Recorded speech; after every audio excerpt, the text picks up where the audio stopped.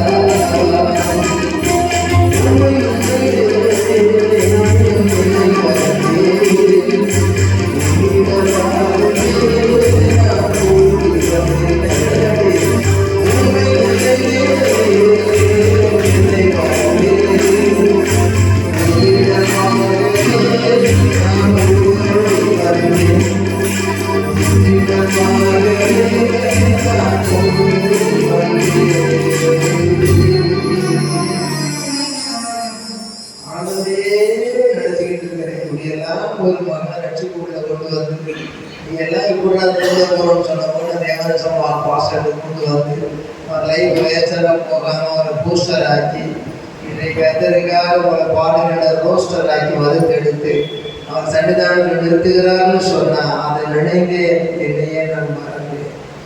இன்னும் அவர்கிட்ட நெருங்கி ஓடி போகணும். அதையே சொல்லுவோமா? கர்த்தர் நல்லவராக இருக்கிறார். அதுபோல அருமையான கர்த்தருடைய மகனே, ஒரு சுவாசியாக இருந்த மகனே இன்றைக்கு ஊழியக்காரனாகி ஒரு சபையில வச்சிருக்கிறார். எத்தனையோ வருஷங்களுக்கு பிறகு நல்ல ஒரு குழந்தை பாக்கியத்தை கொடுத்து ஆசீர்வதித்திருக்கிறார். ஜான் செல்வராஜ் அடிக்கடி வந்து போறாரு. திருநெல்வேலியில் ஒரு சபை, மணவாளநகரில் ஒரு சபை, எங்க சபை அருமையான ஊழியக்காரனாக வைத்து ஆசீர்வதித்திருக்கிறார். அவருடைய சகோதரன் குமார் அவரையும் நல்ல ஊழியக்காரனாக வைத்து அங்கே ஒரு கிராமத்தில் அவர் ஊழியக்காரனாக வைத்து பயன்படுத்தி ஆசீர்வதித்து வருகிறார். அதுபோல டேனியல் குளத்தூரிலே அருமையான தேவனுடைய பிள்ளையாக இருந்து ஊழியம் செய்து நல்ல ஒரு பெரிய சபையை கட்டி சந்தோஷமாக இன்றைக்கு வரைக்கும் வந்து போக காண செய்திருக்கிறார். இப்படியாக ஓண்டி நடக்கும் பொழுது இன்றைக்கும் சபையிலே இருந்து பிரசங்கிக்க போகிறதான சகோதரி சகோதரன் பிள்ளைகள் என்று சொல்லுகிற அளவுக்கு குடும்பங்களை ஆயத்தப்படுத்தி கொண்டு வருகிறார். கர்த்தர் ஒன்றை கொண்டு ஒன்றை உருவாக்குகிறார் என்பது ஒரு பொருள் அல்ல, அது ஒரு உயிர். அது உயிர் என்றால் கண் ஒன்றே காணுகிற விளையும் பயிர், விளையும் பயிரில் இருப்பது உயிர். ஆனால் இப்படிப்பட்ட சத்தியத்தை சாட்சியம் கேட்கும் பொழுது யார் அதற்கு தயார் என்று சொல்லும் பொழுது நீ யார் நான் யார் என்பதை அறிந்து கொள்வதே அதன் சாட்சியினுடைய ஜீவியம் மாத்திரமல்ல, சாட்சியினுடைய ஓவியமாக மற்றவர்களை காணப்படுவோம். சாட்சியுடைய ஊழியம் நம் மூலமாக தொடர வேண்டும் என்பதே இந்த சாட்சியினுடைய நோக்கமும் அது உருவாக வேண்டிய உருவாக்கமுமாக இருக்கிறது. கர்த்தருக்கு ஸ்தோத்திரம் உண்டாவதாக. இந்த வருஷத்திலே நாம் 19ஆம் தேதியிலே ஏற்கனவே சிந்தித்த அந்த காரியத்தை கவனத்துக்கு நாம் கொண்டு வருவோம்.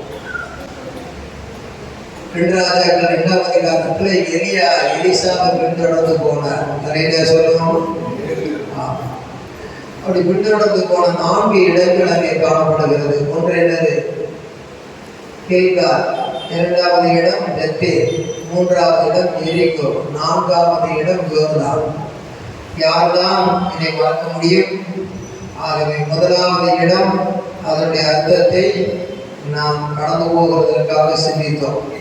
எலியா எலிசாவை பின்தொடர்ந்து போகவில்லை, எலிசா எலியாவை பின்தொடர்ந்து போனார்.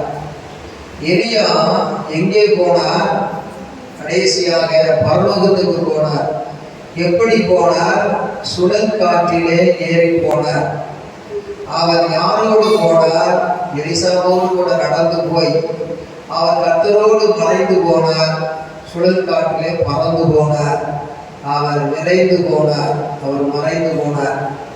இப்படிப்பட்டதான இந்த எலியாவை பின்பற்றின எலிசாவும் அங்கே தொடர்ந்து போகிற 4 இடங்களை அனுபவத்திலே காண்கிறார். நாமும் கூட அப்படிப்பட்ட 4 இடங்களை கடந்து போக வேண்டும். இந்த காலமென்னும் வீதியில பயணம் செய்கிறோம். வழிகாட்டும் தீபம் இயேசுவே நம்மோடு வருகிறார். யோசுவாவின் புஸ்தகம் 5ஆம் அதிகாரத்துக்கு வரும் பொழுது அங்கே 9வது வசனத்தை வாசிக்கிறோம். கர்த்தர் யோசுவாவை நோக்கி, இன்று எகிப்தின் நெந்தையை உங்கள் மேல் இராதபடிக்கு புரட்டி போட்டேன் என்றார். அதனால் அந்த ஸ்தலம் இந்நாள் வரைக்கும் கில்கால் எண்ணப்படுகிறது. கில்கால் என்ற வார்த்தைக்கு அர்த்தம் நெந்தை புரட்டப்பட்ட இடம். கடந்த வாரத்தில் இந்த குறிப்பை சிந்தித்தாலும் இன்றைக்கு ஒரு புதிய கருத்து ஒன்று இதிலே ஆவிக்குரிய விளக்கம் இருக்கிறது. இந்த இடத்திலே கடந்து போகிற பாதையை கவனத்து கொண்டு வருகிறோம். 5ஆம் அதிகாரம் யோசுவா 1ஆம் வசனத்திலே இஸ்ரவேல் புத்திரர் கடந்து தீரும் அளவும் என்று எழுதியிருக்கிறது. போகட்டும். இப்பொழுது இரண்டாவது வசனத்தை எல்லாரும் சேர்ந்து நிறுத்தி வாசிப்போம். அக்காலத்திலே கர்த்தர் யோசுவாவை நோக்கி, நீ கருக்கான கத்திகளை உண்டாக்கி திரும்ப இரண்டாம் விசை இஸ்ரவேல் புத்திரரை விருத்த சேதனம் பண்ணு என்றார்.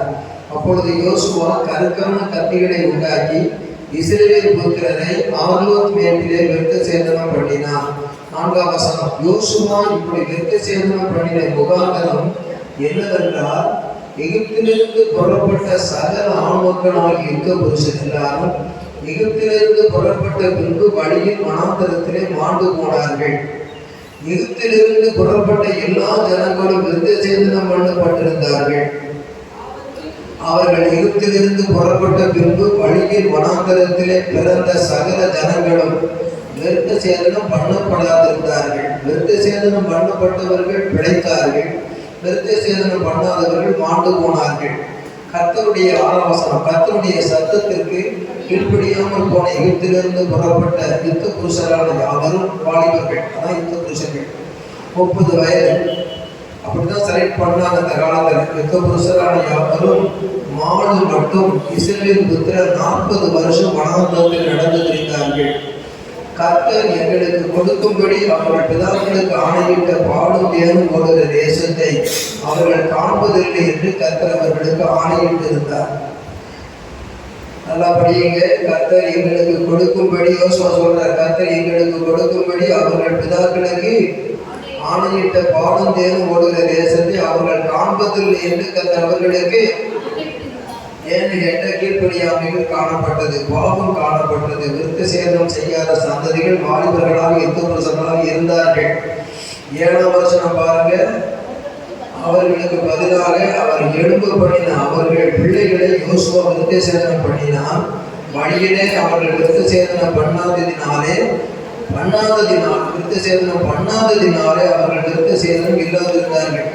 ஜனங்கள் எல்லாரும் விருத்த சேதனம் பண்ணப்பட்டு தீர்ந்த பின்பு அவர்கள் குணமாக மற்றும் தங்கள் இடத்திலே பாளையங்கள் தரித்திருந்தார்கள்.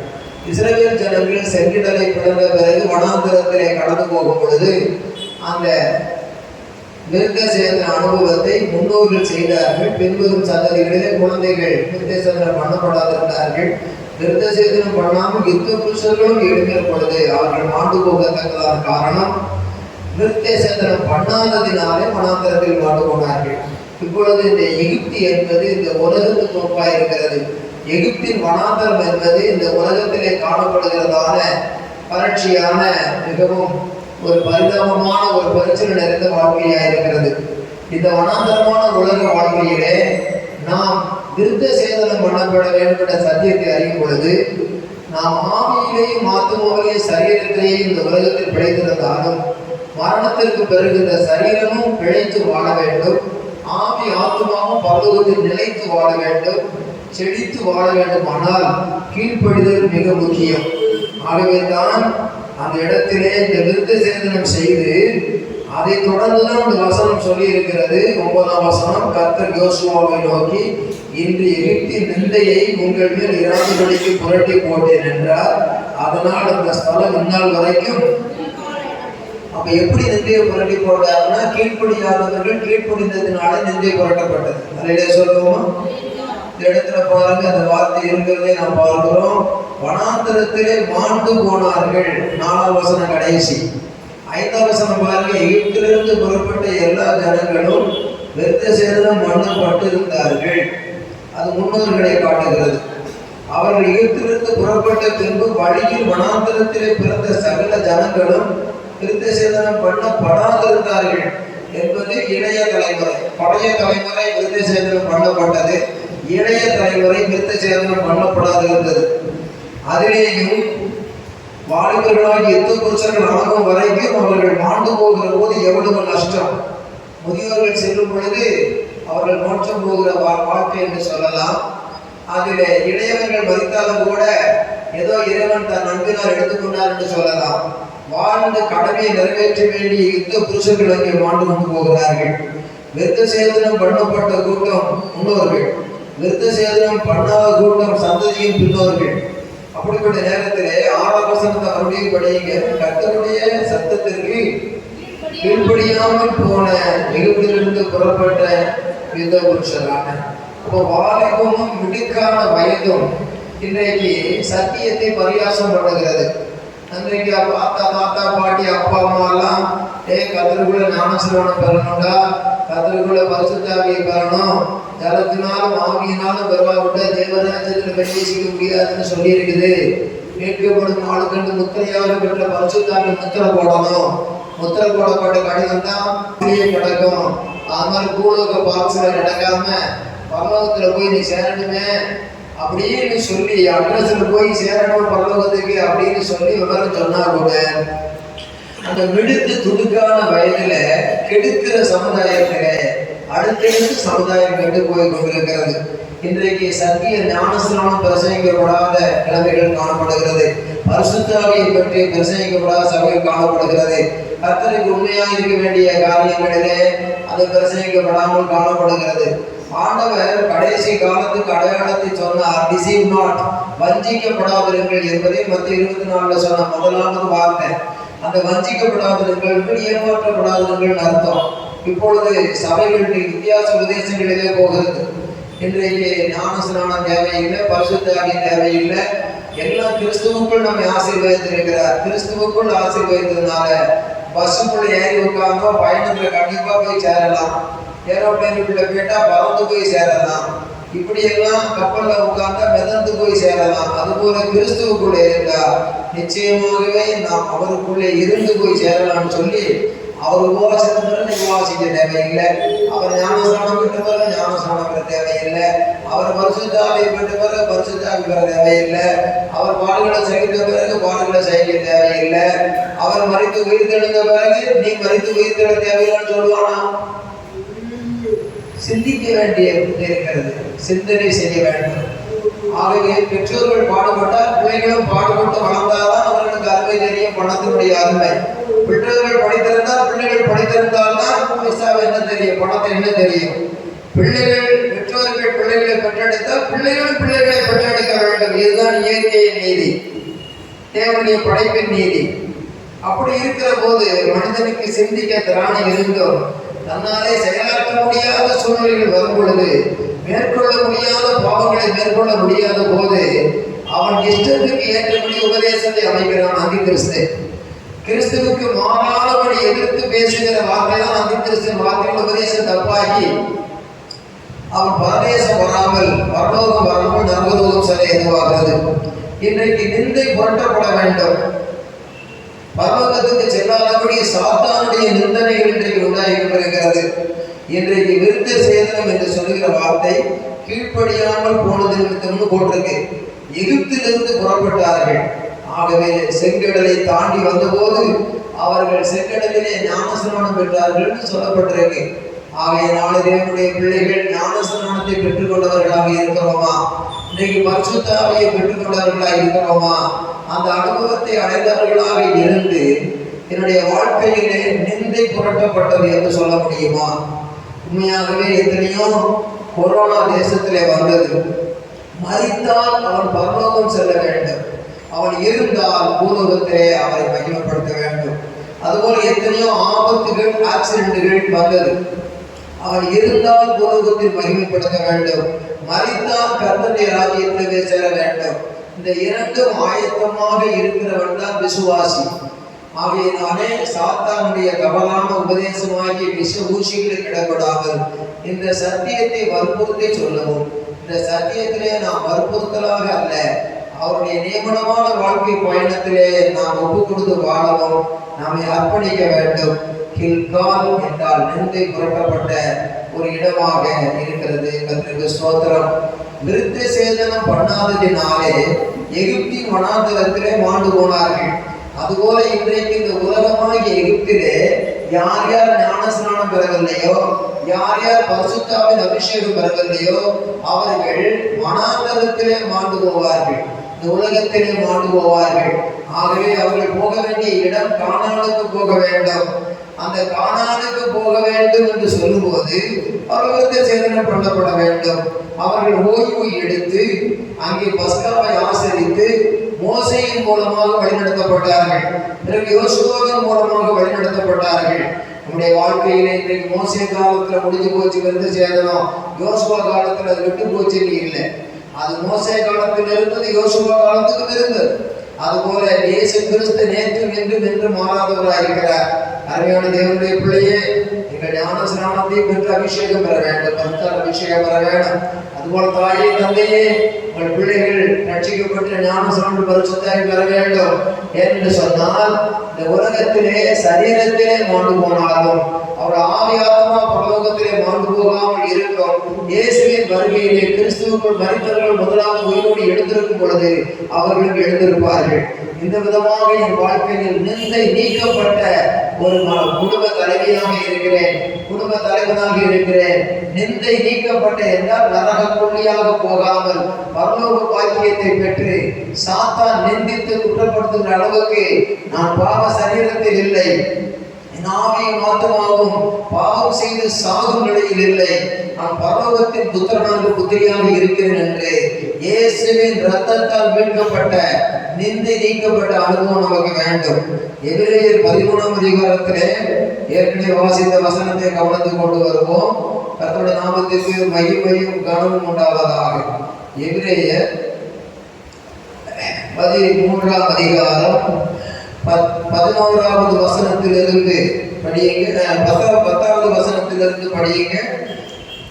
எபிரேயர் 13:10 முதல் நிறுத்தி படிப்போம். நமக்கு ஒரு பலிபீடம் உண்டு, அதற்குரியவைகளை புசிக்கிறதற்கு கூடாரத்தில் ஆராதனை செய்கிறவர்களுக்கு அதிகாரம் இல்லை.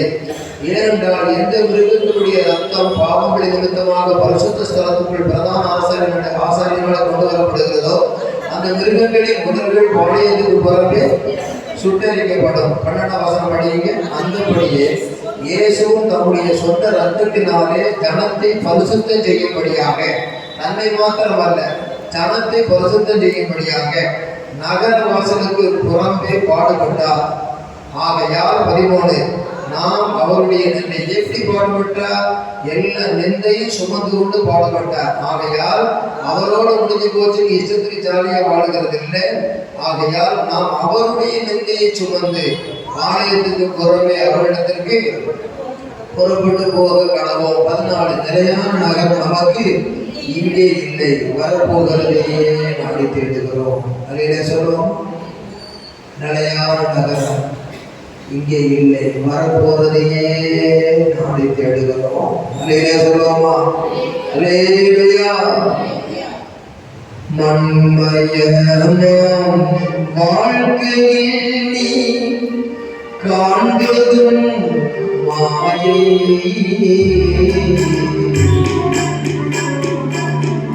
மகிமை தேவன் வேதம் கூறும் சத்தியம் உண்மை.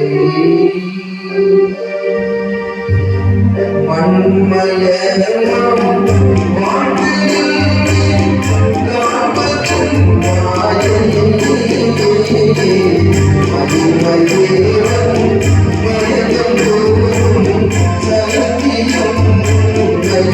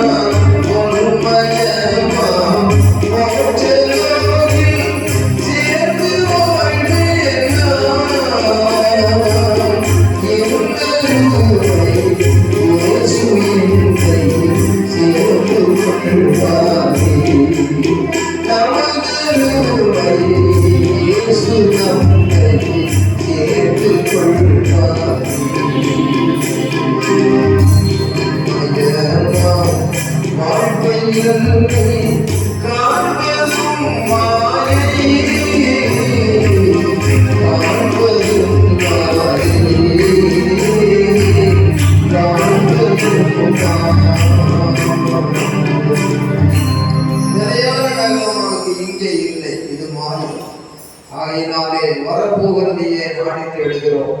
ஆகையினால தேவனுடைய மகனே மகளே, பாடுகள் என்று சொல்லுகிறது, நிந்தையை சுமக்கிறது என்று சொல்லுகிறது. கர்த்தர் நிமித்தமாக நாம் நிந்தையை சுமக்கும் போது பாளையத்துக்கு புறம்பே நாம் ஒதுக்கப்படுவோம். ஆலயத்துக்கு புறம்பே ஒரு குருடனை ஒதுக்கி வைத்தார்கள். ஆண்டவர் அவனை தனியே சந்தித்து அவனை தைரியப்படுத்தினார்.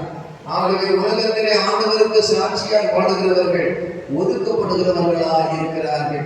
பவுல் சொல்லும் பொழுது துடைத்து போடுகிற அழுக்கை போல எண்ணப்படுகிறோம் என்று சொல்லுகிறார். இன்றைக்கு நிந்தனைகளை வேதத்தில் சகித்தவர்களை வேதத்தில் ஏராளம் பேர்களை பார்க்கலாம். ஆனால் ஆண்டவருடைய வசனம் என்ன சொல்லுகிறது? மத்திய 5ஆம் அதிகாரத்திலே நாம் கடந்த வாரம் படித்தோம் அல்லவா? 5:11 படியுங்க. மத்திய 5:11. என் நிமித்தம் மத்திய 5:11. என் சத்தம் படிக்கிற இடத்தெல்லாம் படிக்க. என் நிமித்தம் உங்களை நிந்தித்து துன்பப்படுத்தி பல தீமையான மொழிகளை உங்கள் பேரில் பொய்யாய் சொல்வார்களானால் நீங்கள் பாக்கியவான்களா இருப்பீர்கள். சந்தோஷப்பட்டு கழிவுறுங்கள். உலகத்தில் உங்கள் பலன் மிகுதியாக சொல்லுவோமா? அப்ப இன்றைக்கு பிரதர் தேங்க்யூ, சிஸ்டர் தேங்க்யூ என்று நம்ம நிந்திக்கிறவர்களை, நம்மை துக்கப்படுத்துகிறவர்களை, பொய்யால் சொல்லுகிறவர்களை பார்த்து சொல்லுகிற அனுபவம் வேண்டுமானால் இந்த வசனத்தினுடைய ஒரு அப்பழுக்கற்ற ஒரு வெளிச்சம் நமக்குள்ளே தேவை. கடந்த சில உதாரணங்களை கடந்த வாரத்தில் சொன்னேன். நீங்களோட சில நிந்தனையான சூழல் போயிட்டு இருக்கலாம். சில பேர் சில குடும்பத்தில் கணவனாலேயே நிந்தனை, சில குடும்பத்தில் மனைவியாலேயே நிந்தனை, சில குடும்பத்தில் பிள்ளைகளால் நிந்தனை, சில இடத்துல பக்கத்து வீட்டு மக்களால் நிந்தனை. ஆனால் பல தீமையான மொழிகளை உங்கள் பேரில் நிந்தித்து துன்பப்படுத்துறது மாத்திரமல்ல, அவங்க உண்மையை சொல்லிட்டாலும் பரவாயில்ல, பொய்யாவே சொல்றாங்க. அப்படி சொன்னா கூட நீங்க சந்தோஷப்பட்டு கழிவுற ஒரு காரணம் என்னன்னா, நிலையான நகரில் இங்கே இல்லை, கொஞ்ச காலத்துல முடிஞ்சு போகும். அந்த பரலோகத்துல போகும் பொழுது உண்மையமான மோட்ச வாழ்வு சேர்ந்து அங்கே வாழும் பொழுது அங்கே நிரந்தரமான வாழ்வு மாத்திரமல்ல, மிகுதியான பலன் உண்டாகும். அதே சொல்லுவோம், சேட்டு மாதிரி நோட்டு எண்ணிக்கிட்டு பலனை சேர்க்கிறது இல்லை. நாம அவர் நோட்ட ரூட்ல போய் நாம ரொம்ப ஷார்ட்ல பலனை சேர்த்துடலாம். ஊழியம் செய்து நற்கிரிகளை செய்து எந்த பலனை சேர்க்கிறது, சும்மா இருந்துக்கிட்டே பலனை சேர்த்துடலாம். நிந்தியா நினைச்சிட்டு போவா, துன்பம் முடிஞ்சிட்டு போவா, நிந்திக்கிட்டு போவா, பொய்யா சொல்லையா சொல்லிட்டு போவா, என்ன வேணாலும் பெருகிட்டு போவா. அப்படி சும்மா இருந்து பாருங்க, உங்களுக்கு பரலோகத்துல கிரெடிட் ஏறிக்கிட்டே இருக்கும். பேங்க்ல அக்கௌண்ட் ஏறது பூலோகத்தில் அழைத்து போயிடும். வீட்லேயும் ரோட்லேயும் என்ற நோட்டெல்லாம் பூலோகத்தில் அழைத்து போயிடும். ஆனால் பரலோகத்தில் எங்கள் அக்கௌண்ட்ல ஏறுறது மிகுதியான பலன் பரலோகத்திலே உண்டாயிருக்கும். ஆகையினால இந்த அனுபவத்திலே போய் கொண்டிருக்கிற யாராக இருந்தாலும் சரி, ரட்சிக்கப்பட்டுவிட்டேன், ஞான ஸ்நானம் பெற்றுவிட்டேன், நிந்தனையின் வழியாக போய் கொண்டிருக்கிறேன் ஐயா. ஒவ்வொருத்தரும் கேட்கும்போது இன்னமுமா ஆண்டவர் உனக்கு கடனை தீர்க்கல, இன்னமுமா உனக்கு அற்புதம் செய்யல, இன்னமுமா உனக்கு இந்த வியாதி போகல, இன்னமுமா எவ்வளவு காலத்துக்கு இந்த மாதிரி சோதனை இருக்கிற, நாங்கெல்லாம் மாதிரி எப்படி இருக்கிறோம், நாங்கெல்லாம் எப்படியெல்லாம் இருந்து கடந்து நல்லா இருக்கிறோம், உனக்கு இன்னும் இந்த நிலைமை இருக்குதுன்னு சொல்லும் போது அந்த நேரத்துல தான் பாடணும். பல தீமை நிந்தை மொழிகள் உண்மை பொய்யாய் சொன்னாலும் கழிவுமே,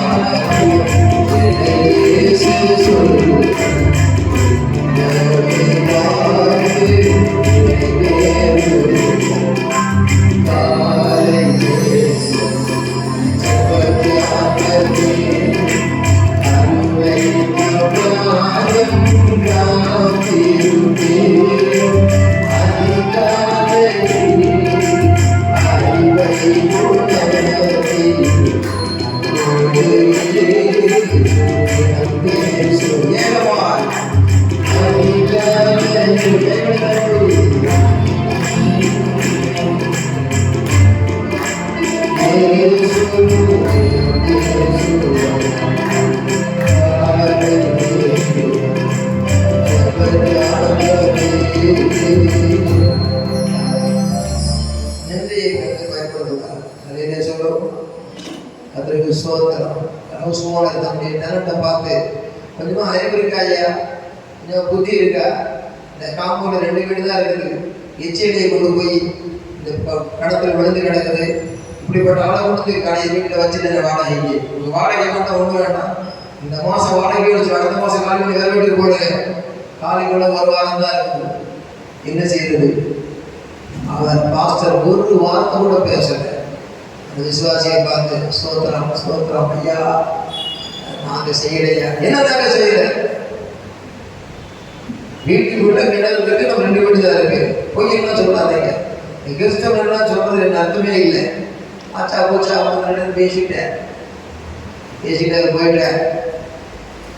வீட்டில் உட்காந்து ஆண்டவரே இந்த பாட்டை நான் பாடுறேன்னு பாடி பொய்யான துன்பப்படுத்தி பொய்யான மொழிகளை நெல்லியாச்சுன்னா சந்தோஷப்பட்டு கழிவுன்னு சொல்லியிருக்கிறேன். ஆண்டவன் சந்தோஷப்பட்டு கழிவுறார். தொடர்ந்து ஒரு ஆராதனை நடத்தினார். மெடிடேஷன் போனார். அந்த தலவாசல வீட்டை தாண்டி போகும்போது அவசரம் வீட்டை தாண்டி போகும்போதெல்லாம் ஆட்டு குட்டிவார் தலையை குடிஞ்சிக்கிட்டு தான் போவார். தலையை குடிஞ்சிக்கிட்டு தான் உள்ள வருவார். அந்த வீட்டு ஓனர் கூட நெரிச்சலா பார்க்கறதெல்லாம் அவருக்கு மனசுல தெரியும். வீட்டில் எல்லாருமே அவங்களை தப்பா நினைச்சாங்க. திடீர்னு ஒரு நாள் மேல் வீட்டிலே அவர் உலாவிக்கிட்டு இருக்கும் பொழுது அன்றைய தினம் ஒரு அமாவாசை. அந்த நேரத்துல பின்னால இருக்கக்கூடிய வீட்டார் இலையில சாப்பாடெல்லாம் வச்சு காய்கறி எல்லாம் அதில் போட்டு அப்படியே அந்த கோட்டை சுவருக்கு மேலே வைத்தார்கள். காக்கா வந்து உட்கார்ந்து தின்னது. அந்த இலையை காலால கிழிச்சு போட்டது. அப்படியே சுவரோரமாக இருந்த கிணற்றிலே அந்த எச்சி இலை விழுந்தது. காக்கா தின்ன அந்த எச்சி இலை விழுந்தது. அதை கண்ணால பார்த்த அந்த ஹவுஸ் ஓனர் இறங்கி ஓடி வந்து வாசல் வெட்டி தட்டினார். தன் மனவேதனையை கொட்டினார். அப்படி பேசிவிட்டேனே உங்களை, என்னை மன்னியுங்களையா, நீங்க சொன்னது உண்மை, நீங்க செய்யல.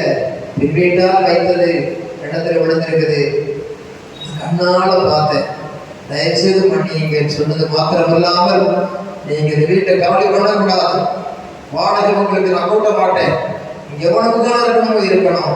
நான் என்னென்னலாமோ பேசிட்டேன். பதிலுக்கு கூட என்னை நீங்க திட்டல, பேசல. ஆண்டவரே ஸ்தோத்திரம்னு சொன்னீங்களே, எப்படி உங்களுக்கு அந்த மனசு வந்தது?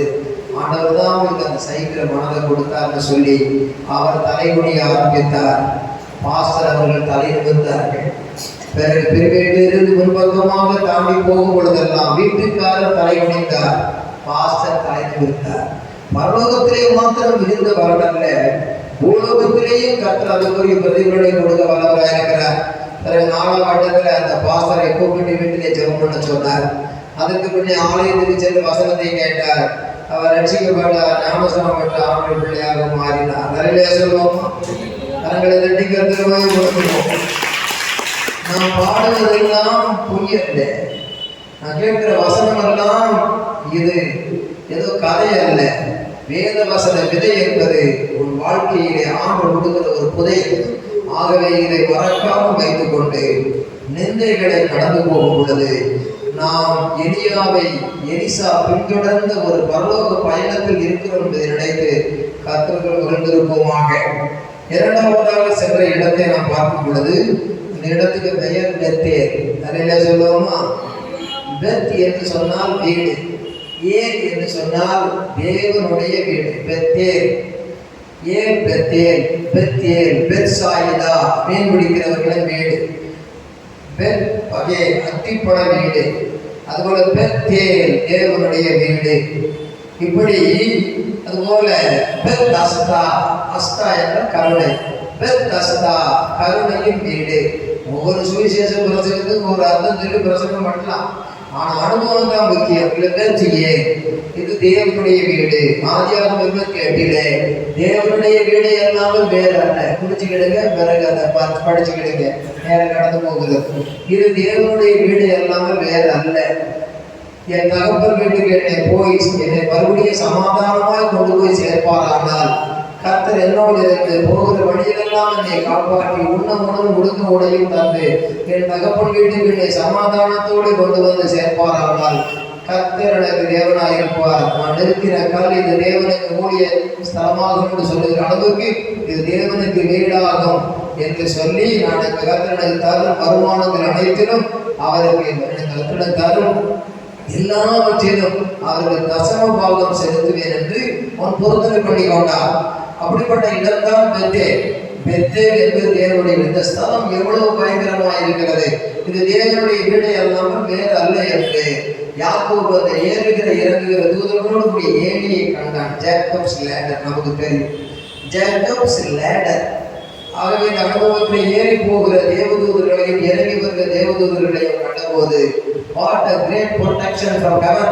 எனக்கு பேர்பட்ட பாதுகாப்பு பண்ணுகிற தேவனுக்கு நான் எல்லாவற்றிலும் நான் சொல்லுவோம் கொடுப்பேன்னு சொன்னான். அவன் வாழ்க்கையில எல்லாவற்றிலும் கர்த்தர் சோதனைகள் வந்த பொழுதும் அவனை ஆசீர்வதித்து இஸ்ரவேல் சந்ததியாக மாற்றி உயர்த்துகிறார். இதை கேட்டுக்கொண்டு அருமையான பிள்ளையே, பெத்தேல் என்றால் தேவனுடைய வீடு. அது எதை காட்டுகிறது என்றால் சபையை காட்டுகிறது. பெத்தேல் என்று சொன்னால் தேவனுடைய சபை. ஏனென்றால் சபை என்பது தேவனுடைய வீடு. தேவனுடைய வீட்டை குறித்த பக்தி வைராக்கியம் என்னை பட்சித்தது என்று யோவான் 2ஆம் அதிகாரத்திலே சவுக்கையை உண்டு பண்ணி ஆடு மாடுகளை வெளியே துரத்தினார். அந்த பெத்தேல் என்பது தேவனுடைய வீடு என்பதற்கு ஆதாரம் இயேசு சொல்லியிருக்கிறார். மாத்திரமல்ல, தேவனுடைய வீட்டில் நடக்கும் வகையை குறித்து என்று பவுல் சபையை குறித்து தேவனுடைய வீடு எழுதுகிறார். தேவனுடைய வீடு என்றால் சபை என்பதற்கு ஆதாரம் ஏராளம் உண்டு. முதல் சபையே தேவனுடைய வீடாக மேல்மேட்டிலே தான் அபிஷேகம் இறங்கி கூடி வந்தது. ஆகவே தேவனுடைய வீடாகிய சபையிலே கடந்து வர வேண்டும். கில்கால் என்றால் சால்வேஷன், அது ரட்சிப்பின் அனுபவம். அது ஆரம்பத்திலே பாவனத்தை நீக்கப்பட்டு நரக புள்ளியாய் போகாமல் பரலோக புள்ளியாக மாற்றிவிட்டார். இரண்டாவது பெத்தேலுக்கு வரும் பொழுது that is the experience of church congregation. ஆகவே சபைக்குள்ளே வர வேண்டும். salvation, after salvation, that is the place of church congregation, that is the Bethel. அந்த பெத்தேல்ல வந்து நீங்க எப்படி இருக்கணும் அப்படிங்கிற அனுபவத்தை காட்டுகிறது. பெத்தேலை பற்றி நான் சிந்திக்கிற காரியத்திலே வழக்கம் போல சொல்லுகிறத சொல்லலாம். அதான் 28 ஆதியாகமத்தை ஓரலாம் சொல்லிட்டு ஒரு காரியத்துல புதுசா சிந்திப்போம். ஆதியாகமத்தை புஸ்தகம் 13ஆம் அதிகாரத்துக்கு நேரத்திலிருந்து நான் படிக்கலாம். நீங்க வீட்டுல போய் 12ஆம் அதிகாரத்தையும் 13ஆம் அதிகாரத்தையும் சேர்த்து படியுங்கள். கர்த்தருக்கு ஸ்தோத்திரம். படியுங்க. 13ஆம் அதிகாரம் ஆதிராமும் அவன் சேர்ந்து படியுங்கள. ஆதிராமும் அவன் மனைவியும் அவனுக்கு உண்டான யாரும் அவனுடைய லோத்தும் எகிப்தை விட்டு தென் திசையில் வந்தார்கள். ஆதிராம் மிருக ஜீவன்களும் வெள்ளியும் பொண்ணுமான ஆஸ்திகளை உடையவனாய் இருந்தான். அவன் தன் பிரயாணங்களிலே தெற்கே இருந்து பெத்தேல் மற்றும் பெத்தேலுக்கும் ஆயிக்கும் நடுவாக தான் முன்பு கூடாரம் போட்டதும் நான் முதல் ஒரு பலிபீடத்தை உண்டாக்கினதுமான ஸ்தலம் மட்டும் போனான். தான் முதல்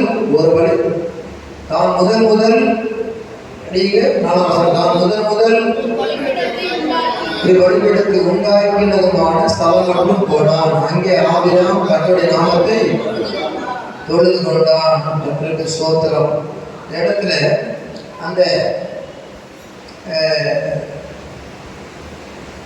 ஆயி என்று சொல்லுகிறதற்கு சவக்குரியல் இருக்கிற இடம் என்று அர்த்தம். சவக்குரியல் செத்து போன உடல்களின் குறியல் இருக்கிற இடம், சவக்குரியல் இருக்கிற இடம். அதற்கு சோதனம் உண்டாவதான்.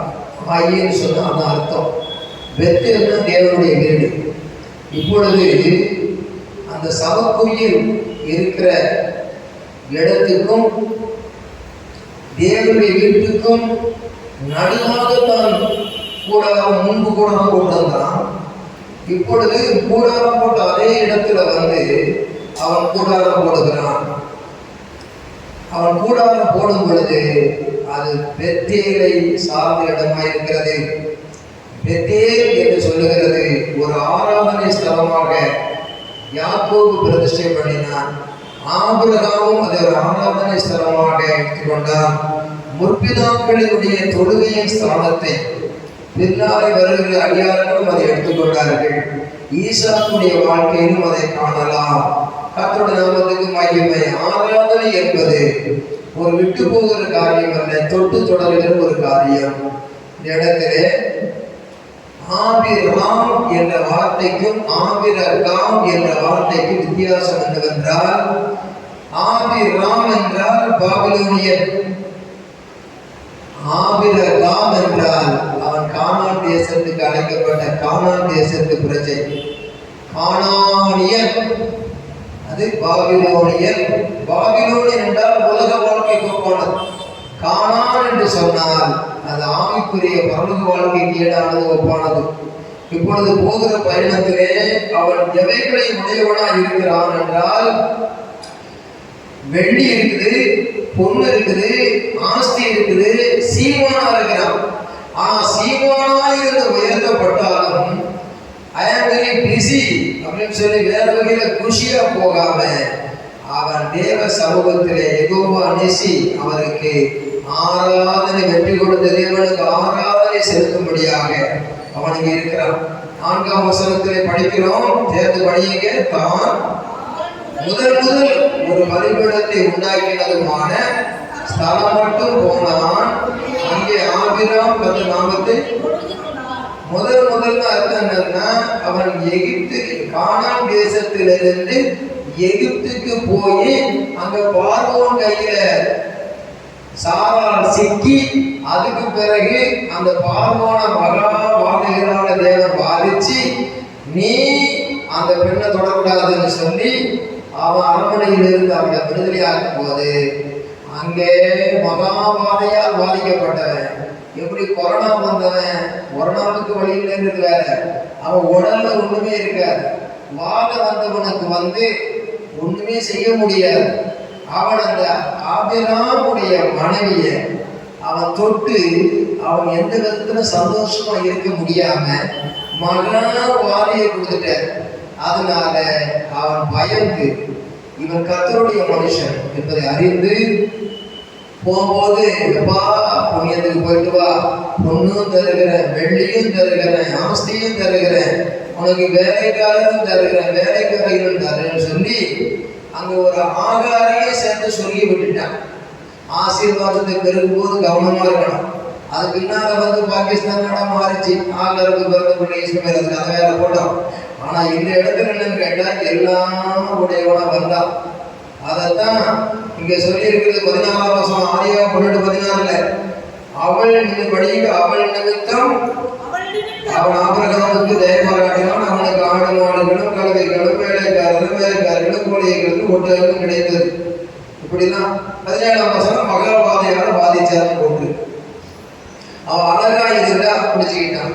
கடைசியில ஆண்டவனை எச்சரித்தார். அலையிலே சொல்லுவோமா, அலையிலுயா, அவனே உணர்ந்துட்டான். ஆபிரகாம் பார்த்து, எனக்கு ஏன் இப்படி செய்தார், ஒரு மனைவியில் நீ அறிவியல் வகையாமல் போனது என்ன அப்படின்னு சொல்லி எச்சரிக்கிறான். கர்த்தர் அங்கே அற்புதமாக விடுதலையாக்குகிறார். அலையிலே சொல்லுவோமா, அதற்கு சோதனம். 8ஆம் வசனத்தை படிக்க, பின்பு அவன் அவனை விட்டு பெயர்ந்து பெத்தேலுக்கு கிழக்கே இருக்கும் மலைக்கு போய், பெத்தேல் தனக்கு மேற்காகவும் ஆயி கிழக்காக இருக்க கூடாரம் போட்டு அங்கே கர்த்தருக்கு ஒரு பலிபீடத்தை கட்டி கர்த்தர் நாமத்தை அது முதல்ல தொழுது கொண்டது. அதுக்கு பிறகு இங்க அழுது கொண்டிருந்தான். தொழுது கொண்டவன் அழுது கொண்டிருந்தவன் மறுபடியும் 13ஆம் அதிகாரத்துல மறுபடியும் தொழுது கொண்டான் என்று 13:4 போட்டிருக்கு. ஆகவே முன்னே ஆராதனை செய்வன் பின்னே ஆராதனை செய்கிறான். முன்னே கானானிலே ஆராதனை செய்தவன் எகிப்துக்கு பஞ்சம் பிழைக்க போய் நெஞ்சை மறக்கத்தக்கதான சம்பவம் வந்த போது அவன் மறுபடியும் கானானுக்கு மறுபடியும் அந்த சவக்குடியினால் இருக்கக்கூடிய ஆயிக்கும் பெத்தேலுக்கும் நடுவாக கூடாரம் போட்டான்.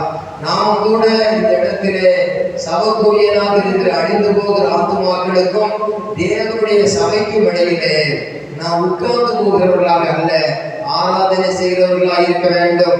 அதாவது வொர்ஷிப் என்ற வார்த்தை, தொழுது என்ற வார்த்தை, தொழுகை என்பது தொழுவத்திலே துவங்கிற தேவகுமாரன் இயேசுவுக்கு உண்டான தொழுகை. அப்படியே நாம் தொழுகையை தொழுது கொண்டு வருகிறவர்கள். பிரசங்கம் கேட்கிற முக்கியப்படுத்துகிறோம், ஊழியம் செய்ய முக்கியப்படுத்துகிறோம். தொழுகை மிகவும் முக்கியமானது. நன்றாய் கவனியுங்கள். இவன் எல்லாம் உடையவனாய் இருந்தும் தொழுதான். இன்றைக்கு அநேகர் கஷ்டம் வரும்பொழுது கர்த்தரை தொழுது கொள்வார்கள். தங்களுக்கு ஆஸ்தியும் ஐஸ்வர்யம் வரும்போது தொழுகை செய்ய மாட்டார்கள். ஏதோ ஒரு காலத்துல நான் அழுதுகிட்டு இருந்தேன், தொழுதுகிட்டு இருந்தேன், பிறகு பிரச்சனை வந்ததை மனைவியை பிடிச்சுக்கிட்டு அழுதுகிட்டு இருந்தேன். சரி, இப்பவும் என்ன கர்த்தர் தான் நம்ம திருப்பி விட்டால அப்படின்னு அசதியா இருக்காம திரும்பவும் தொழுது கொடுக்கிறவனாய் மாறினான். ஆபிரகாம் போகிற இடங்களில் எல்லாம் தொழுது கொடுக்கிறவனாய் இருந்தான். அதுபோல யாக்கோபும் கூட பலிபீடங்களை கட்டி தொழுகிறவனாய் இருந்தான். பெத்தேல் என்பது தேவனுடைய சபை. அதனுடைய முதல் காரியம் தொழுகை. கர்த்தருடைய நாமத்துக்கு மகிமையும் கனமும் உண்டாவதாக. நாம் இன்றைக்கு பின்மாற்றத்திலிருந்து முன்னேற்றமாக வருகிறோம் என்றால் முதலாவது அந்த அனுபவம் தொழுகையாக இருக்க வேண்டும். ஆதியிலே தேவன், முதலாவது வேதம் சொல்லுகிறது தொழுகை. பிறகுதான் பாவம் பிரவேசித்தது. முதலாவது ஆதியிலே தேவன் யோபை ஆசீர்வதித்தார்.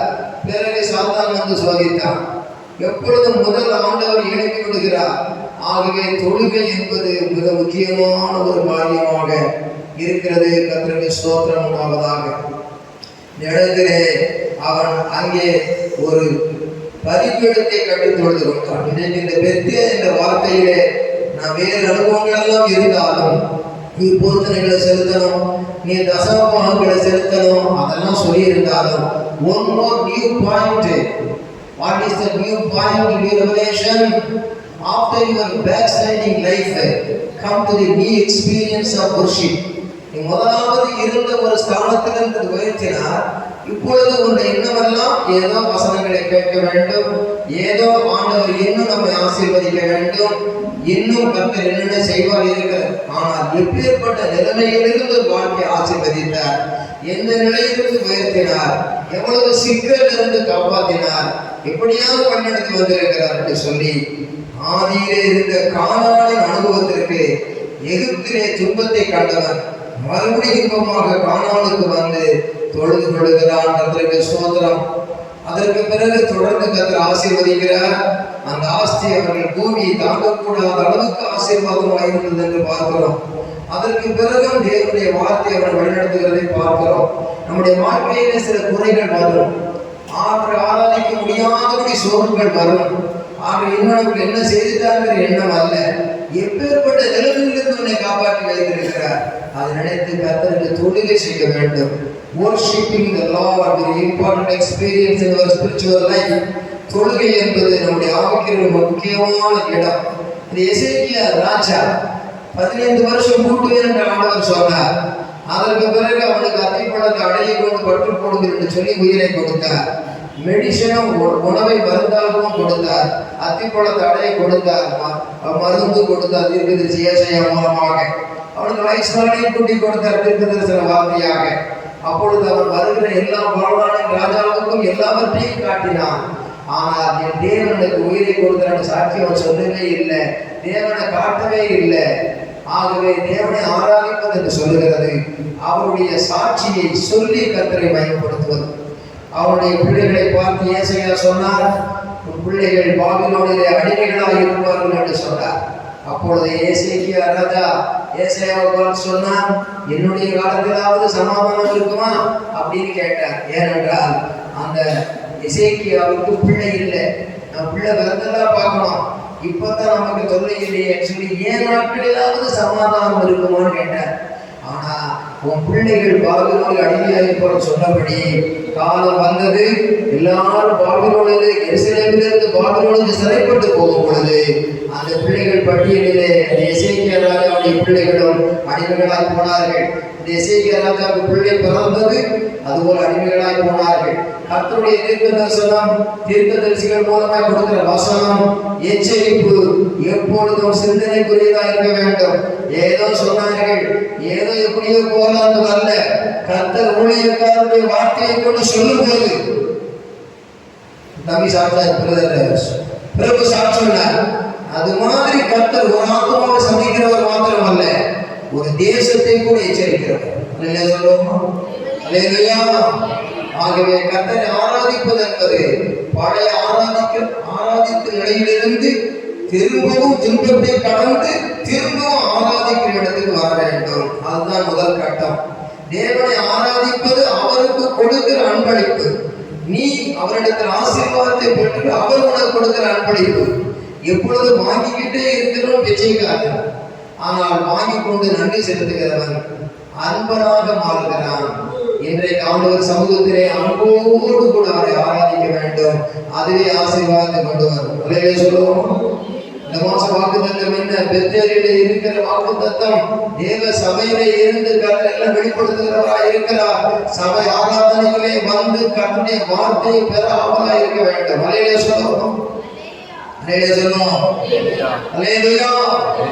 இந்த வருஷம் வாக்குத்தத்தம் 31ஆம் தேதி 12 மணி முடிஞ்சு புது வருஷம் வரும்போது வாக்குத்தத்தம் கொடுத்தா தெரியுமா? கேலண்டர்ல போட்டது வருஷம் துவக்கம் முடிய மட்டும் கண் நோக்கமா இருக்கும். அது வேற. ஆனா செய்தி வேற. ஆனா correct timely presentation of the word of God for this world, word for this world கொடுத்தாரா கொடுக்கலையா? கொடுத்தார். என்ன வாக்குத்தத்தம் தெரியுமா? ஏசாயா 43ல 2ஆம் வசனம். எல்லாரும் மக்களுமா சொல்லலாமே, நீ தண்ணீர்களை கடக்கும் போது, நீ தண்ணீர்களை கடக்கும் போது God's presence. அடுத்தது நீ ஆறுகளை கடக்கும் போது God's power. நம்பர் 3, நீ அக்னியை கடக்கும் போது அக்னி ஜுவாலையில் பற்றாது. God's protection. 4வது, உனக்கு எத்தியோப்பியாவையும் சேபாவையும் எகிப்தையும் உனக்கு மீட்கும் பொருளாக கொடுப்பேன் என்று சொல்லி வாக்களித்து பழைய ஏற்பாட்டிலே அற்புதம் செய்த ஆண்டவர் புதிய ஏற்பாட்டிலே அற்புதம் செய்து அந்த சந்ததி பரம்பரையாக உயர்த்தினார். நீ என் பார்வைக்கு அருமையானபடியா நீ கனமும் பெற்றாய் என்று சொல்லுகிறார். The Lord's promotion, the Lord's presence, the Lord's power, the Lord's protection, the Lord's promotion இவைகளை கொடுத்திருக்கிறார். என்னது ஈடாக கொடுப்பேன்னா, எகிப்து உன்னை அடிமைப்படுத்தியது, நீ அந்த எகிப்தை மேற்கொள்ளுவாய். சேபா உன்னை அடிமைப்படுத்துகிறது, அந்த பொண்ணை நீ சுதந்திரிப்பாய். எத்தியோப்பியாவினுடைய செழிப்பு உனக்கு கிடைக்காமல் போனது உனக்கு கிடைக்கும். அடிமைப்பட்ட தேசத்தில் நீ அரசனாவாய். அது உனக்கு அடிமையாகும் என்று சொல்வதுதான் ஈடாக்குவது. தலையில சொல்லுவோம். எகிப்திலே யோசேப்பு கானான் தேசத்திலிருந்து பஞ்சம் பிழைக்க போன போது எகிப்தின் ராஜா யோசேப்புக்கு அடிமை. ஏன்னு சொன்னால் அங்கே பஞ்சத்தின் கொடுமை. இங்கே யோசேப்பை பார்த்து, நீ சொல்றதா சொல்லு, நான் கூட அசைப்பதில்லை, நீ தான் ராஜா, நான் ஒரு பூஜான்னு சொல்லி அவனை ராஜா பண்ற. காரணம் என்ன? அடிமையாக விற்கப்பட்டவன் அரசனாகிறான். அரசனாகிறவன் ஒன்றும் தெரியாது, அடிமையாகிறான். நான் கோயிலுக்கு போயிருந்தேன். லிப்ட்ல மேல போகும்போது என் பக்கத்துல இல்லை, sir welcome sir, yes good morning அப்படின்னு சொல்லி உள்ள ஏற்றி விடுறது யாருன்னா எகிப்தியன். இந்த எகிப்தியை ஏற்றி விடுறான். அந்த எகிப்தி யார் தெரியுமா? ஒரு காலத்துல சரித்திரத்துல நாம தான் அடிமைப்படுத்தி கொடுத்துறாங்க. இப்ப நாம ராஜாக்கள் லிப்ட்ல ஏறி போறோம், சொல்றது மேலே ஏறி போறோம். ஆனா எங்க பக்கத்துல சாருன்னு வரவே. நான் பார்த்தேன், ஈஜிப்தியன் சொல்றேன். ஈஜிப்தியன் நமக்கு அடிமையாக நம்ம அடிமையாக இருந்தோம். அதுக்கு ஈடாக அவன் அடிமையாக இருந்த கொடுமையை மாற்றி கர்த்தர் நமக்கு ஒரு மேன்மையை கொடுக்கிறார். நிறைய சொல்லுவோம். அது சரித்திரப்படி அன்று உண்மை. ஆகவே யோசேப்பு உயர்த்தினார். அதை எஸ்தரை கொண்டு கர்த்தர் 127 நாட்டுக்கு அரசியாக்கி பார்வோன் அந்த அகாஸ்வேரு ராஜாவை கீழ்ப்படுத்தினார். அது தேவன் செய்கிற காரியம். ஆகவே தேவன் 1000 வருஷ அரசாட்சியிலே நம்மை கூட ஆளுகை செய்து அவர் ராஜாவாக இருந்து கொண்டு இந்த உலகமெல்லாம் அவரை பணியும்படியாக செய்ய போகிறார். Continuously, not only in history, this is the great mystery.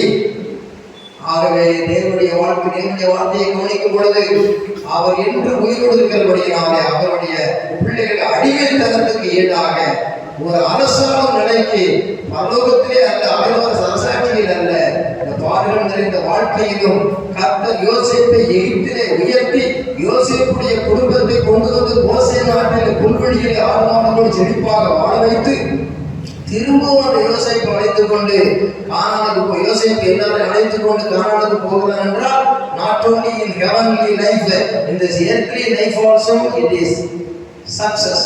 அது வெற்றியாக மாறும். ஆகவே ஆவிக்குரிய பிரகாரம் உலக பிரகாரம் ஆண்டவரே எனக்கு நிறைவேற்றுவீர் ஆண்டவரே என்று சொல்லி அடிமைத்தனத்தின் ஆவியை பெறாமல் அப்பா பிதாவை கூப்பிட பண்ணுகிற புத்திர சுகாரத்தின் ஆவியை உடையவர்களாக நாம் பெத்தேலிலே வரும் பொழுது சபை என்னை ஆசீர்வதிக்க இருக்கிற இடம், சபை என்னை உயர்த்துகிறது என்பதை என் வீட்டுக்கு எனக்காகவும் என் வீட்டுக்காகவும் ஹோல் வேர்ல்டு உலகத்துக்காகவும் இந்த நாட்டுக்காகவும் இங்கே இருந்து வார்த்தை புறப்படுங்கிறத விசுவாசிக்கணும். அல்லையா சொல்லுவோம். நம்ம சொன்ன தீர்ப்பு நிறைவேறலையா? நிறைவேறிச்சு. முதல் வசனம் தண்ணீர்களை கடக்கும் போது சவுதி அரேபியா தண்ணீரை கடந்து போய்கிட்டு இருக்கு. நம்மோட கருத்து இருக்காரு. கருங்களை தண்ணி கருத்தரை மேகப்படுத்தும். கட்ட மாட்டேங்கல தண்ணீர்ல விட்டாதான் தெரியும். இரண்டாவது ஆறுகளை கடப்பது அவர்களுடைய வாதை பெருவெள்ளத்தை போல வரும் ஆறுகள். அது பொருளுவதில்லைன்னா பவர். அந்த ஆத்தை கடந்து போகிற போது பவர். யோர்தானை கடந்தார்களே, யோர்தானை கடக்கும் போது ஆசருக்கு கால் மூட்டிருப்பது வல்லமை இருந்தது. அதான் பவர்னு சொல்லுகிறது. வாதை பெருவெள்ளத்தை போல வந்தது கொரோனா.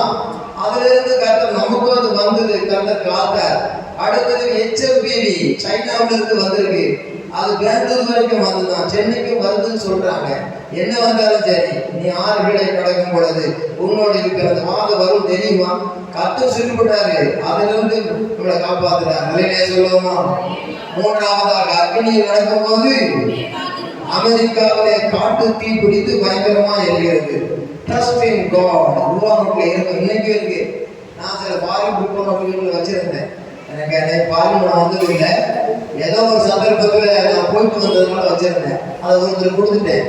அதில் ட்ரஸ்ட் இன் காட்ங்கிற வார்த்தையை பார்க்கும்போது அமெரிக்கா எவ்வளவு பெரிய விசேஷமான நாடுன்னு பார்த்தேன்.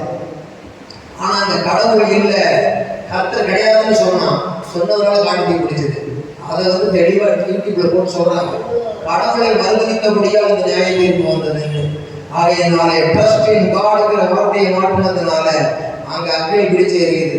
ஆனா அக்னியில் நடக்கும் போது கர்த்தர் நம்மோடு இருக்கிறார். அதிலே சொல்லுவோம் லாஸ் ஏஞ்சல்ஸ். அது லாஸா போச்சு. ஏஞ்சல்ஸ்லாம் பறந்து போயிட்டாங்க. என்ன செய்தது? அதனாலதான் அக்னியில் கரெக்டா சொன்னார். நீ என் பார்வைக்கு அருமையானபடி அவர் கனம் பெற்றார். உனக்கு ஈடாக ஆத்மாவோட தருவேன்னு சொன்னார். ஆகவே நமக்கு இன்றைய கர்த்தர் ஊழியத்தை செய்யும்படியாக திறந்த வாசலையும் நமக்கு கனம் பெற்ற உயர் வாழ்க்கையை கொடுத்திருக்கிறார். தீர்க்க தரிசனத்தை அற்பமாக எண்ணாதீர்கள் சொன்னா தனிப்பட்ட வாழ்க்கைக்கும் சபைக்கும் வீட்டுக்கும் ஒரு சபையிலிருந்து புறப்படுகிறது. Place of word of God, தேவனுடைய வார்த்தை பெறுகிற இடம். ஆகவே தேவனுடைய பிள்ளைகளாகிய நாம் சபையிலே உறுதியான விசுவாசிகளாக இருந்து சபையிலே கர்த்தருடைய வார்த்தை தரும்படி ஜெபித்து வருகிற வார்த்தையை நமக்கு அபியாசமாக்கி கொள்ளுகிற விசுவாசம் கிடைக்கும் பொழுது என்னை அந்த வசனத்தின்படி நடத்துவார்னு சொல்லணும். பஞ்ச காலத்திலே கர்த்தர் உயிரோட வைப்பார். வருஷத்துவம் முடிவு வர கர்த்தரை கண் பதிக்கப்பட்டிருக்கும். தேசத்துல எலியாவை காப்பாத்தினார், விதவையை காப்பாத்தினார்னா அது என்னைக்கோ யாருக்கு விருந்தோ நினைக்கூடாது. அது விருந்து இல்லை, உனக்கு அது வாழ்க்கையில சரி பண்ண வேண்டிய மருந்து. நீ அந்த வசனத்துக்கு ஏற்றபடி ஒப்பு கொடுத்து திருந்து நீ வருந்துன்னு சொல்லல, அந்த ஆசீர்வாதத்தை அருந்துன்னு சொல்ற. அல்லையா சொல்லுவோம் இல்லையா? அதற்கு சோதரம். வீட்டுல போன வாரம் 14ஆம் தேதி கூட போகிறதுக்கு பிரசங்கத்துக்கு போனோம். சரியான பசி. வீட்டுல பார்த்து செய்ய செய்வாங்க, நேரமும் கிடையாது. அந்த நேரம் பார்த்து ஒருத்தர் சந்திக்க வந்தாங்க. நம்ம சம்பத்து வீட்டுல எளிய செல்வி கணவர் குழந்தை கொண்டு வராங்க. வீட்டுல இருக்கிற அந்த ஒர்க் பண்ற ஐயாவை பார்த்து போண்டா வாங்கிட்டு வாங்க ஐயா, அல்லது வடை வாங்கிட்டு வாங்க ஐயா, நான் சாப்பிட்டு போகணும்னு சொன்னா கடையெல்லாம் பிரிஞ்சு இல்லைன்னு நடையேறி வர்றாரு. நான் உடனே புறப்படணும் என்ன பண்றது? திடீர்னு பார்த்தாக்கி டயர்டப்படுத்திருக்கிற அந்த பிள்ளைங்க வர்றாங்க. அந்த வந்தாக்கி அருமையான டேஸ்ட் சக்கரை பொங்கல், அருமையான வடை, அருமையான போண்டா, ஏதாவது வாங்கிட்டு வாங்க. அவனோட போண்டாவும் தரேன், ஏன்டா கவலைப்படுற, வடையும் தரேன், நீ விரும்பி சாப்பிட்ற சக்கரை பொங்கலும் தரேன், அருமையாக கொடுத்து நீ சாப்பிட வச்சு ராஜா மாதிரி விரும்புறது கூட பார்க்க ஊழியத்தில் நல்லா கண் மாதிரி பிரசங்கம் பண்ணேன். அப்ப எரியாக போஷித்தார், விதவையை போஷித்தார்னா நீ அவருடைய பிள்ளையாக விசுவாசத்தோடு இருக்கும் பொழுது நான் படுத்து சொல்லுறதை தூக்கிட்டு இருக்கிறேன். ஆனா அவர் போய் ஏங்கிக்கிட்டு இருக்காரு, எங்கேயாவது கடை இருக்கான்னு. ஆனா வாங்கிட்டு வர முடியல. கர்த்தர் வீட்டினுடைய நடையேறி கடையில்லாத நேரத்திலும் வடையும் கொடுத்து போண்டாவும் கொடுத்து சக்கரை பொங்கலும் கொடுத்து என்னை சந்தோஷம் அனுப்பி வச்சாரியா. இந்த ஊழி ஆசீர்வாதம். அப்ப என்னன்னா எரியாவின் தேவன் இன்றைக்கும் செய்கிறார். எலிசா பின்பற்றுவதில் குருட்டுத்தனமா இல்ல, அது சத்தியம். ஆகவே நாம் விசுவாசிக்கும் பொழுது அது அன்று, நேற்று, இன்று, நாளை என்பது தொடர வேண்டும். அதற்காக உண்மையான விழிப்புணர்வுள்ள செய்தி இதே அனுபவங்களை சொல்ல முடியும். ஆகவே தேவனுடைய மகனே, மகனே, உன்னுடைய வறுமைக்காக கவலைப்பட வேண்டாம், உணவுக்காக கவலைப்பட வேண்டாம், வஸ்திரத்துக்காக கவலைப்பட வேண்டாம். எல்லாவற்றையும் இல்லாத நேரத்தில் ஒரு காலம், இல்லாத நேரத்தில் அங்கே மாவும் எண்ணெயும் எப்படி செழிப்பானது என்று சொல்றது போல நடத்துவார்னு பிரசங்கம் பண்ணா, எனக்கு அதை செய்தாரியா, உங்களுக்கும் செய்திருப்பார் ஐயா, நீ அதை நன்றா பாரு ஐயா, அதை சபையில சாட்சியா கொண்டு சேர ஐயா, வெறும் சோற சாப்பிட்டுட்டே இருக்காது ஐயா. அதைத்தான் நான் சொல்றேன். இன்னைக்கு சொல்லும் போது எங்களுக்கு செய்யவே உங்களுக்கு செய்திருப்பாரு பாரு, அது நன்றி சொல்லி ஆதாரண செய்தி சாட்சி சொல்லு, கர்த்தர் மயப்படுத்துவார். நல்ல சொல்லுவோமா? கர்த்தருடைய கருணை இருப்பதாக. பெத்தேலை கடந்து போகிற அனுபவம் நமக்கு வேண்டும். தேவனுடைய வார்த்தை மற்றவர்களுக்கும் போகும், நமக்கும் வரும். அதுவே பெத்தேலின் அனுபவம். யோர்தானை கடந்து போகிறது மூன்றாவது பார்க்கிறோம். எரிகோவை கடந்து போகிறதை பார்க்கிறோம். எரிகோ என்றால் சபிக்கப்பட்ட பட்டணம். அது யோசுவா 6ஆம் அதிகாரம் கடைசியிலே அதுக்கு வாசக்கால வைக்கிறவனும் சபிக்கப்பட்டவன், சாகக்கடவன். அதற்கு அஸ்திபாரம் போடுறவனும் சாகக்கடவன், சபிக்கப்பட்டவனும் சொல்லியிருக்கு. வீட்டுல போய் ஏட்டில் இருக்கிறத பற்றி நோட்ல எடுத்துக்க, இப்ப ஹாட்ல மட்டும் பதியுங்க. என்ன அதிகாரி, என்ன அது எரிகோ? துதியினால் இடித்து விழுந்த நகரம், அது கானானுக்கு போவது தடையாக காணப்பட்டது. ஆகையினாலே அங்கே ஆண்டவருடைய பிள்ளைகளை பார்த்து ஆண்டவர் சொன்னார், நீங்கள் பரிசுத்தம் பண்ணிக்கொண்டு நீங்கள் துதியுங்கள் என்று ஆண்டவர் சொன்னார். இந்த எரிகோவிலிருந்து ஒரு அனுபவத்தை என்ன காணுகிறோம் என்றால், அவன் கில்காலிலிருந்து பெத்தேலுக்கு வந்தான். பெத்தேலிலிருந்து எரிகோவுக்கு போறான். யார்? எலியா. எலிசாவும் பின்னால போறார். நாமும் பரலோக சுழற்காட்டுல பிறக்கிறதுக்கு முன்னே எலிசாவை போல பின்தொடரும். கர்த்தருக்கு ஸ்தோத்திரம். போயா, நீ கில்காலுக்கு போன பிறகு அங்க கில்கால இருந்த அங்க இருந்து பெத்தேலுக்கு போன, இன்னும் எங்கேயோ போறாங்கிற அவன் சோர்ந்து போகாதபடி உண்மை உறுதியாய் பட்டுக்கொள்ள மனதை உடையவன், உண்மையே நம்பி இருக்கிறபடியா நீர் அவனை பூரண சமாதானத்தில் காத்துக் கொள்வேன் சொன்ன மாதிரி அவன் தொடர்ந்து உறுதியாய் பட்டுக்கொண்டு போகிறான். கர்த்தருக்கு ஸ்தோத்திரம் உண்டாவதாக. இந்த எரிகோ என்கிறது என்ன? அது சில மைல் தூரத்துல தான் இருக்கிறது. கர்த்தருக்கு ஸ்தோத்திரம். எரிகோ, யோர்தான், இந்த பெத்தேல் எல்லாம் சுத்தி சுத்தி அங்கே தான் இருக்குது. ஆனா கடந்து போகிறான். கர்த்தருக்கு சொந்தப்பட்டு போய் 12 கிலோமீட்டர் தூரத்துல இருக்கும். ஆனா வீட்டுக்குள்ளேயே தாண்டி தாண்டி போகிறான். கர்த்தர் போன சொல்றார். எலிசா பின்தொடர்ந்து போகிறார். கர்த்தருக்கு ஸ்தோத்திரம். அது எரிகோ என்பது ஒரு தடையான இடம், தாண்டி போக வேண்டிய இடம். எருசலேமிலிருந்து ஒருவன் எரிகோவுக்கு போனான் என்று லூக்கா 10ஆம் அதிகாரம் நினைக்கிறேன், வீட்டில் படிச்சுக்கிடுங்க. லூக்கா 19ஆம் அதிகாரம் வீட்டில் படிச்சு கொடுங்க. எரிகோவிலிருந்து ஒருவன் எரிகோவிலிருந்து எருசலேமுக்கு போனான்னு சொல்லல, எருசலேமிலிருந்து எரிகோவுக்கு போனான். போகிற வழியிலே கல்லர் கையிலே அகப்பட்டான். நாம் இன்றைக்கு பெத்தேலில் இருந்து எங்க போறாங்க? எரிகோவுக்கு போகிறான். ஆனால் எரிகோவை தாண்டி போகிறான் எலியாவை பின்பற்றினதினாலே. ஆனால் புதிய ஏற்பாட்டில் ஒருவன் எரிகோவை தாண்டி போகல, போகிற வழியில கல்லர் கையில மாட்டிக்கிட்டான். அப்ப அர்த்தம் என்ன?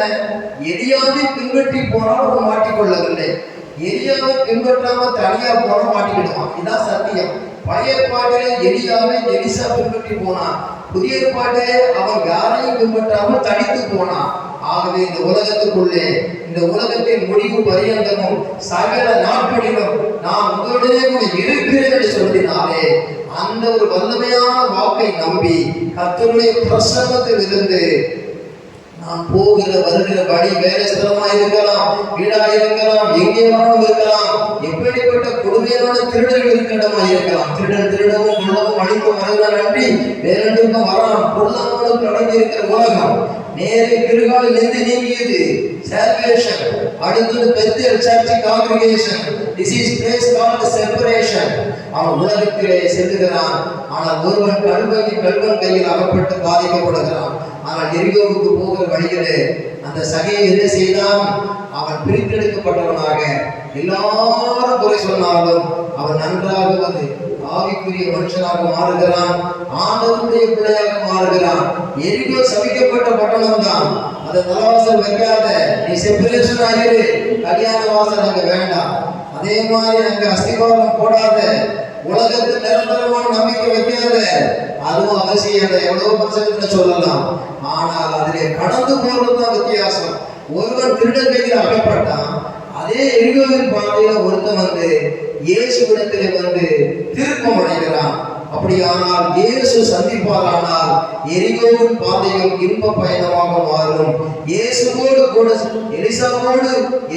எலிசா சென்றது போல பரம எலியாவாகிய கர்த்தரோடு நாம் செல்லுவோமானால் துன்பமான பாதையும் இன்பமாக மாறும். ஆகவே துன்ப வனாந்தரத்தில் நடந்திட இன்பது வாழ்வடைந்து பாடுவது அனுபவம்.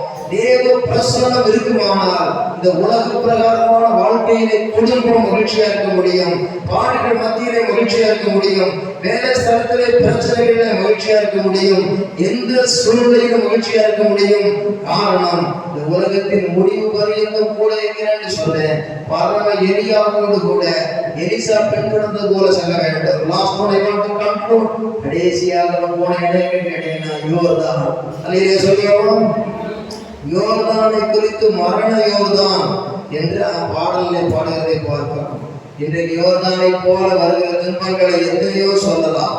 2 ராஜாக்களின் புஸ்தகம் 6ஆம் அதிகாரத்திலே வரும் பொழுது படிங்க, கர்த்தருக்கு ஸ்தோத்திரம். 2 ராஜாக்களின் புஸ்தகம் 6ஆம் அதிகாரம், 2 ராஜாக்கள் 6ஆம் அதிகாரம் 1ஆம் வசனத்திலிருந்து தீர்க்கதரிசிகளின் புத்திரர் படிங்க. முதல்ல இருந்து எல்லாரும் சேர்ந்து படிங்க. தீர்க்கதரிசிகளின் புத்திரர் எலிசாவை நோக்கி, இதோ நாங்கள் உங்களுடன் குடியிருக்கிற இந்த இடம் எங்களுக்கு நெருக்கமா இருக்கிறது. நாங்கள் யோர்தான் மட்டும் போய் அவனிடத்தில் ஒவ்வொரு உத்தரத்தை வெட்டி குடியேறில் அங்கே எங்களுக்கு இடத்தை உண்டாக்கும். தெரியுது சம்பவம்.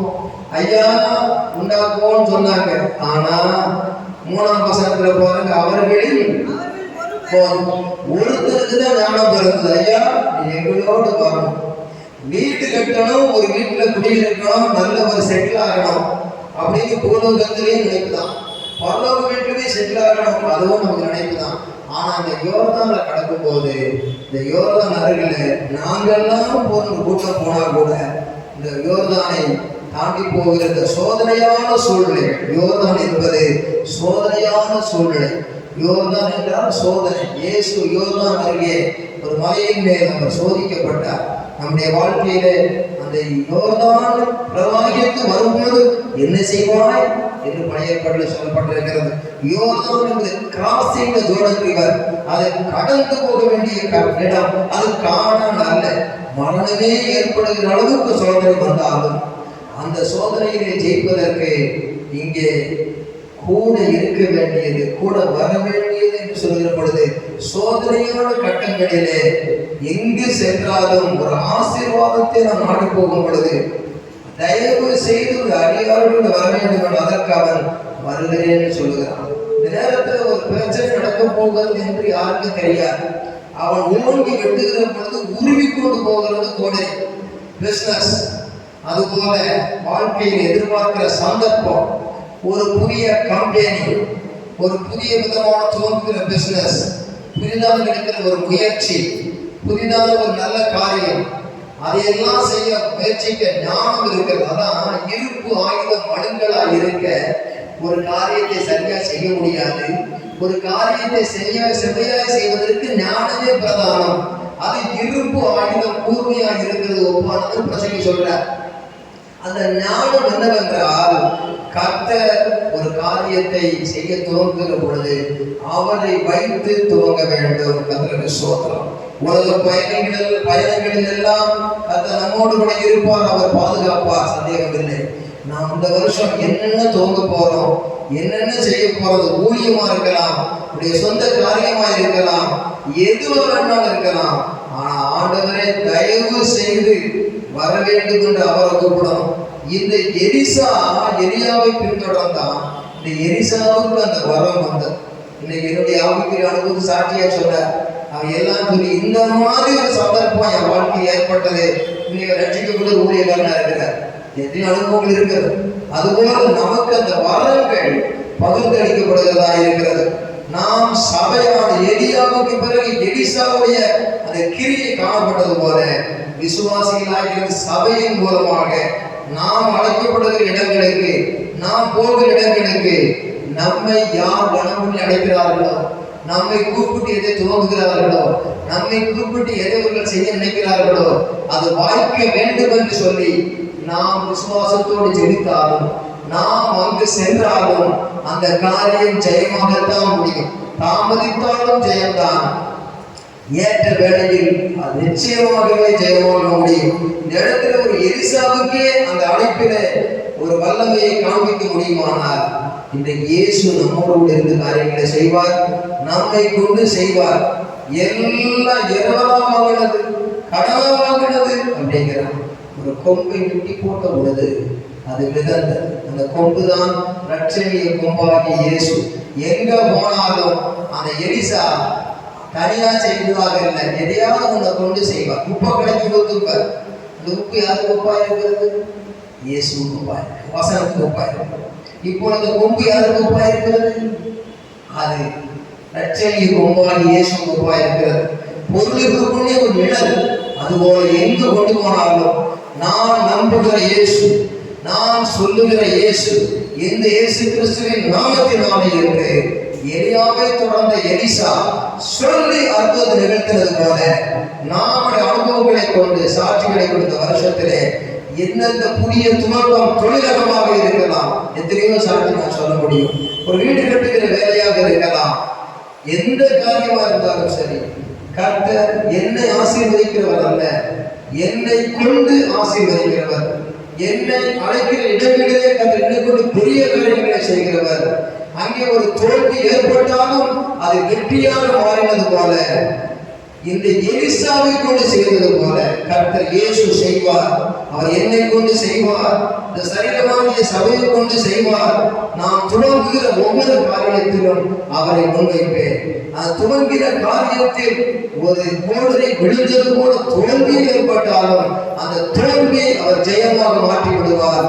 மெயின் பாயிண்ட், நான் அழைக்க வேண்டிய ஆண்டவரை அழைத்து கொண்டு போய் எந்த சங்கத்திலும் தூரத்திலும் இருக்கிற காரியத்தை நிறைவேற்றுவேன் என்று சொன்னால், கூட இருக்கிற அனைவருக்கும் மத்தியிலே அவன் ஒருவன் கூப்பிட்டான், அவன் ஒருவன் அனுபவத்தை கண்டான் என்று சொன்னது போல நம்முடைய வாழ்க்கையிலும் ஜெபத்தினுடைய மகிமை, ஜெபத்தினுடைய வல்லமை நிச்சயமாக விடாது. ஏதாவது காம்ப்ளிகேஷன் இருக்கு, ஒருத்தன் தான் கூப்பிட்டான். இந்த சபையிலே அமாவாசைக்கு முந்தின நாள் ஒரு ஜெபத்தை வச்சிருக்கோம். நைட்ல 9 ஒரு 12 வரைக்கும் வச்சிருக்கிறோம். கூப்பிடணும். எலியாவை பின்தொடரும் பொழுது அவன் கில்கால், அவன் பெத்தேல், அவன் எரிகோ, அவன் யோர்தான் 2 பேரும் போகும்போது யோர்தானிலே சால்வை அடிக்கிறான் எலியா. அவன் பறந்து போகிறான். அதே சால்வை இந்த எலிசாவின் மேல் வரும் பொழுது திரும்ப இந்த பக்கம் வருகிறான். ஆகவே நாம் கூட இந்த எலிசாவை பின்தொடர்ந்து, எலியாவை பின்தொடர்ந்து எலிசாவை போல ஆண்டவரே உடைய பறந்து வருகிற நாள் வரைக்கும், அதை எடுத்துக் கொள்ளப்படுகிற நாள் வரைக்கும் நீக்கப்பட்ட அந்த ரட்சிப்பை காத்துக் கொள்வேன். சால்வேஷன் அந்த எரிகோவை கடந்து செல்கிற வாழ்க்கையிலே அந்த பெத்தேல் அனுபவத்திலே என்னை காத்துக் கொள்வேன். சர்ச் காங்கிரிகேஷன் அந்த எரிகோவின் அனுபவத்திலே உலகத்திலும் நான் ஒரு தெய்வீகமான வாழ்க்கையை வாழ்வேன். That is called separation. கடைசியாக யோர்தானை கடந்து அவன் ஒரு மேன்மையான அனுபவங்களை கண்டது போல குளோரிஃபிகேஷன், குளோரிஃபிகேஷன் ஒரு மகிமை அங்கே விளங்கினது. நாம் போக வேண்டிய வீடு பரலோகமாகிய வீடு. நாம் எதிர்பார்க்கிற நெருக்கமான உலகத்திலிருந்து வீடு கட்டுவோம் என்று சொன்னது போல நமக்காக விசாலமான வீடு பரலோகத்தில் இருக்கிறது. ஆகையினாலே ஆண்டவரை என்ன சோதனைகள் வந்தாலும், இந்த யோர்தானை போன்ற என்ன ஒரு பாடல்கள் வந்தாலும் நான் கடந்து போகிற ஒரு வீரனாக இருப்பேன். ஆண்டவரே என்னோடு கூட இருந்து என்னுடைய வெற்றியிலும் என்னுடைய தோல்வியிலும் நீர் இருந்தால் போதும் ஆண்டவரே என்று சொல்லுகிற அர்ப்பணிப்பு இருக்குமானால் நாம் இந்த அனுபவத்தை கடந்து செல்லலாம். அல்லேலூயா சொல்லலாம். அல்லேலூயா, அல்லேலூயா. வாழ்க்கை பயணத்திலே மேகத்தூளாய் வருபவரே, வாழ்க்கை பயணத்திலே மேகத்தூளாய் வருபவரே.